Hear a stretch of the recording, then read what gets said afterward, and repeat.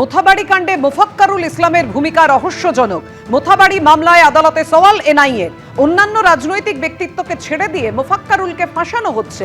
বিক্ষোভ তোলার জন্য সরকারি অফিসাররা মোফাক্কারুলকে অনুরোধ করেছিলেন, এমনটাই মন্তব্য মোফাক্কারুলের আইনজীবীর। আমরা কথা বলবো, আমাদের সঙ্গে রয়েছেন আমাদের প্রতিনিধি আবির দত্ত। আবির, সেদিন মোফাক্কারুল ইসলামের ভূমিকা কি ছিল, কেন রহস্যজনক বলছে এনআইএ?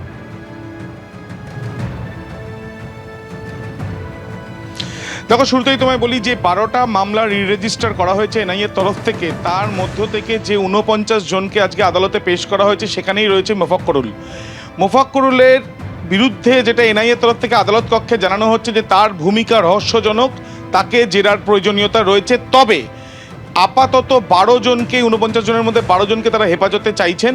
মোফাক্কারুলকে আপাতত তারা জেল হেফাজতেই রাখতে চাইছেন, পরে তারা জিজ্ঞাসাবাদ করবেন।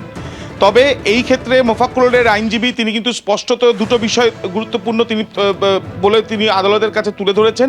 প্রথমত, যে মোফাক্কারুলকে পুলিশের তরফ থেকে বলা হয়েছিল যারা সেখানে অ্যাজিটেশন করছে বা বিক্ষোভ করছে তাদের সাথে কথা বলতে, এবং বাক স্বাধীনতা রয়েছে এবং সেই অনুযায়ী তিনি কথা বলেছেন। পুলিশের হয়ে সরকারকে সাহায্য করতে বলা হয়েছিল এবং সেই অনুযায়ী তিনি সাহায্য করেছেন, পরে তাকে গ্রেপ্তার করা হয়।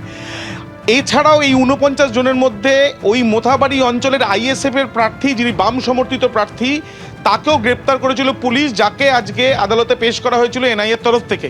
সেই ক্ষেত্রে তার আইনজীবী কিন্তু স্পষ্টত একাধিক অভিযোগ তুলেছেন। আমি সরাসরি কথা বলবো তার সাথে।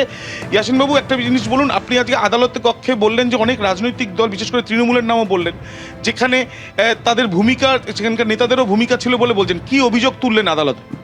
পরিষ্কার কথা, এই আন্দোলন যারা করছিল সাধারণ মানুষের সঙ্গে বিভিন্ন রাজনৈতিক দলের অংশ থাকলেও সরাসরি তৃণমূল কংগ্রেসের কাউন্সিলর এবং অন্যান্য বিভিন্ন ব্যক্তিত্ব, তারা হচ্ছে যে এই জজ সাহেবদের উপর যে ঘটনা সংক্রান্ত বিষয়ে যে আলোচনা চলছে, যা নিয়ে এই কেস, তাতে হচ্ছে যে তারা অংশগ্রহণ করেছিল। এখানকার রাজ্য সরকারের পুলিশ র্যান্ডম অ্যারেস্ট করেছে, সেই র্যান্ডম অ্যারেস্টে তাদের কাউকে নথিভুক্ত করায়নি বা যুক্ত করায়নি, কারণ সরকারের পক্ষে থেকে তারা হচ্ছে যে আন্দোলনে বিভিন্নভাবে যে সব প্ররোচনা দিয়েছে সেই প্ররোচনার পাঠ উদ্ঘাটিত করতে চাইছে না। তারপরেও হচ্ছে এনআইএ তদন্ত নিয়ে এনআইএ সেই রাজ্য সরকারের যে অ্যারেস্ট করার প্রক্রিয়া র্যান্ডমলি করা, তাকেই শিলমোহর দিয়েছে। তারা স্বতঃস্ফূর্তভাবে এখনো পর্যন্ত নির্দিষ্ট করে আসামি অ্যারেস্ট করতে পারেনি। এখানে একটা প্রশ্ন, আইএসএফ এর যে প্রার্থী তাকে কি গ্রেপ্তার করা হয়েছিল? তার নাম? বাম সমর্থিত আইএসএফ প্রার্থী মোথাবাড়ি এলাকায় যিনি আছেন মৌলানা শাহজাহান আলী, তাকে হচ্ছে যে অ্যারেস্ট করা হয়েছে। কিন্তু দুর্ভাগ্যের বিষয় এই, তিনি মনোনয়নও জমা দিয়েছিলেন। তিনি এই কেস কানেকশনের শতহস্ত্র দূরে ছিলেন, তিনি ওই চত্বরেও ছিলেন না, জামিনের আবেদন করে। একেবারে তোমাকে এই মুহূর্তে ধন্যবাদ। এবিপি আনন্দ, এগিয়ে থাকে, এগিয়ে রাখে।